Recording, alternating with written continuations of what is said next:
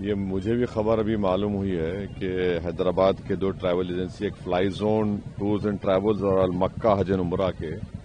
42 حاجی مکہ سے مدینہ جا رہے تھے بس میں، اور بس کو آگ لگنے سے معلوم ہوا کہ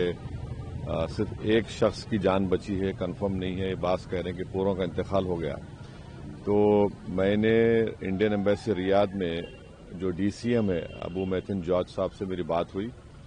اور انہوں نے مجھ سے کہا کہ کونسل جنرل جدہ بھی اور وہ خود اس پر معلومات حاصل کر رہے ہیں، اور جو بھی ضروری کارروائی کرنا ہے وہ کریں گے۔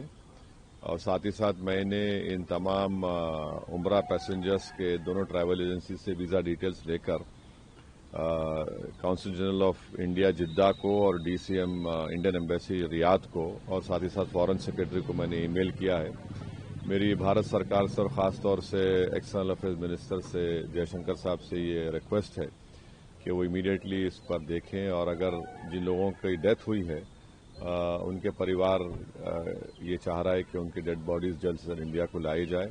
اور اگر کوئی اس میں زخمی ہے تو ان کو اچھی سے اچھی وہاں پر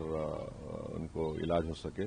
یہ میں ریکویسٹ کرتا ہوں ہمارے ایکسٹرنل افیئرز منسٹر سے اور بھارت سرکار سے۔ سر، دلی میں ابھی حال ہی میں جو بلاسٹ ہوا ہے، مفتی جی کہہ رہی ہیں کہ بھارت بتا رہا ہے کہ کشمیر کتنا سیف ہے،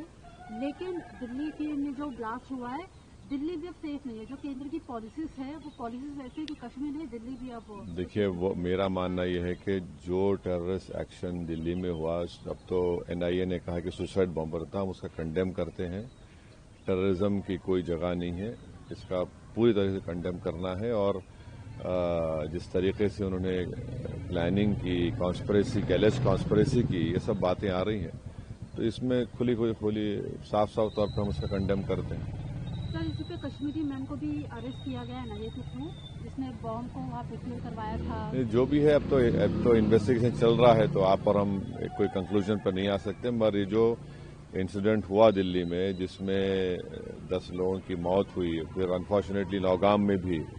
وہ جو ایکسپلوزیو رکھے تھے وہاں پر بھی پولیس اسٹیشن میں بلاسٹ ہوا، اس میں بھی لوگوں کی موت ہوئی، وہ بھی ہمارے لیے تکلیف دہ بات ہے۔